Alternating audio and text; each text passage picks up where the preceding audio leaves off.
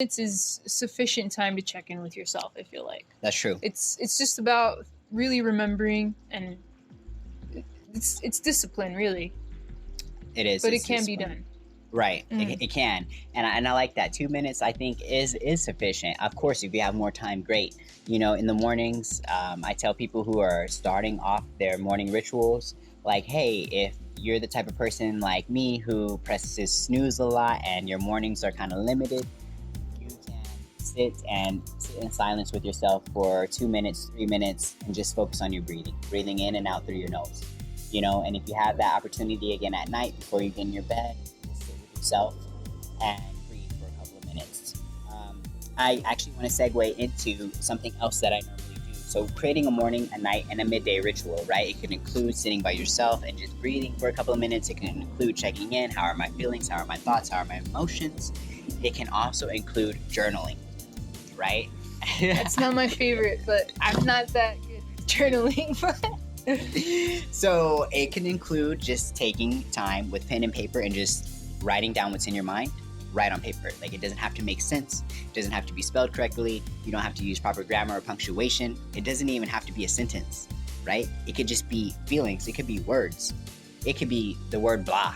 You know what I mean? I'm feeling blah. You know, it could be anything like that. I've heard it called before, like, automatic writing, where you just sit in a space with a pen and a paper and you just write whatever's on your mind. You just put it on the paper. And how do you feel that helps? Well, I feel it helps in a couple ways. And from my own experience, it's helpful to do it at night. I like to write at night. Some people like to wake up and add it to their morning ritual and write in the morning.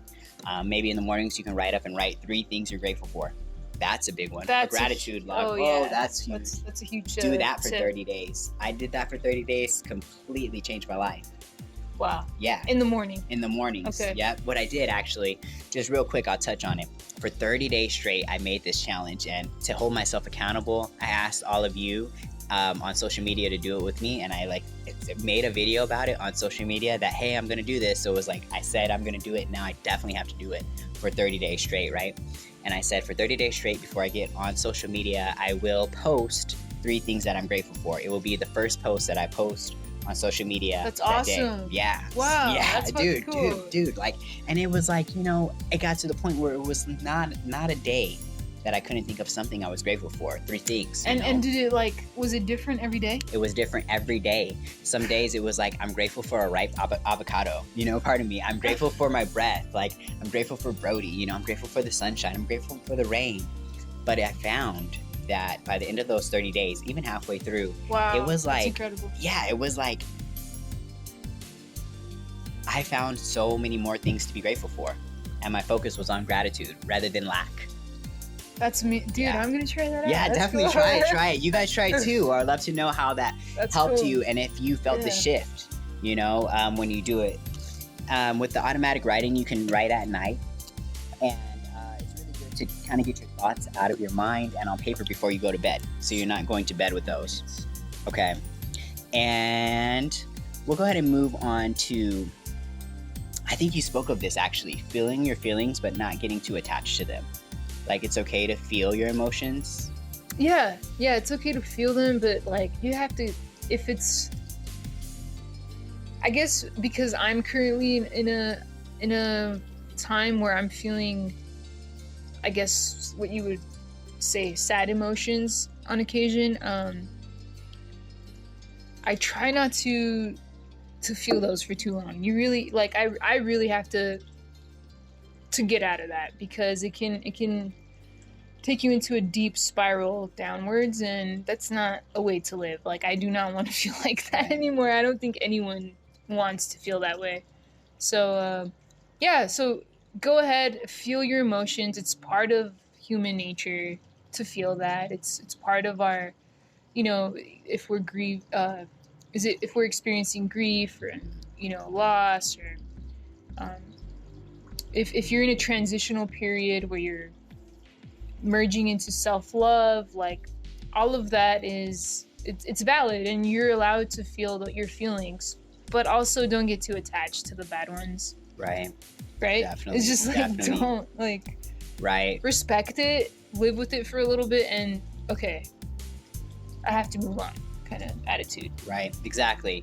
And maybe too, depending on where you're at in your journey, it could be a challenge for yourself. Like, this is a challenge for me right now to practice just not being swayed by emotions, events, outcomes, situations. Like, everything just is. And to be honest with you, everything is working for you. Like, everything is in your betterment. Everything is happening to you, for your greater good. And sometimes you can only connect the links looking back. Sometimes in the current situation, you can understand, like, why is this happening to me? It's so dreadful, but maybe later down the line, you'll be able to see, okay, that had to happen for this to happen. That's why it's important to never give up. Never give up on yourself. Trust yourself. Tune in with yourself, and it will actually bring us to our last point, which is to move your body. Okay.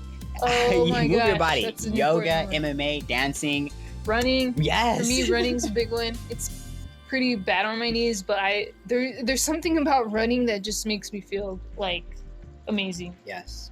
Just because you just like move forward, but any type of movement. It's what is that? Healing through movement. Yeah, healing through movement. Is it moving body, dancing mind?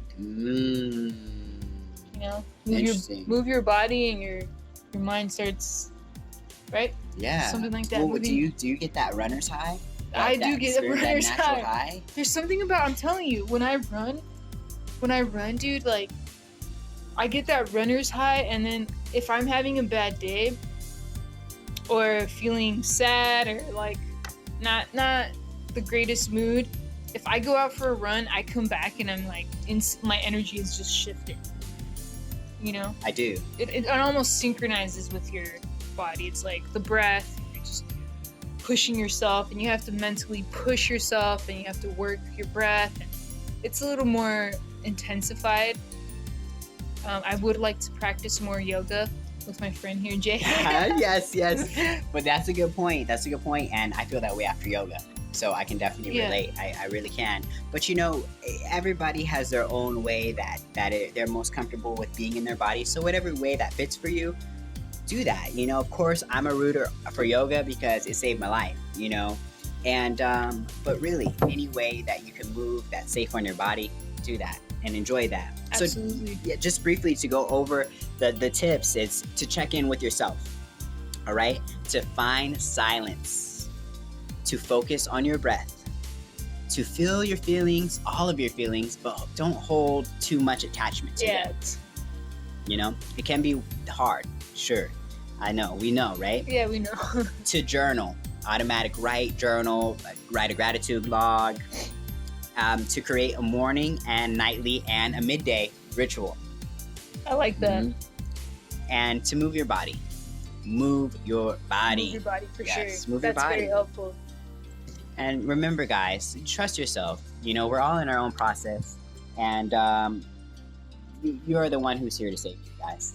So thanks again for tuning in with us, and we'll see you again. Peace and love, guys. Namaste. Namaste.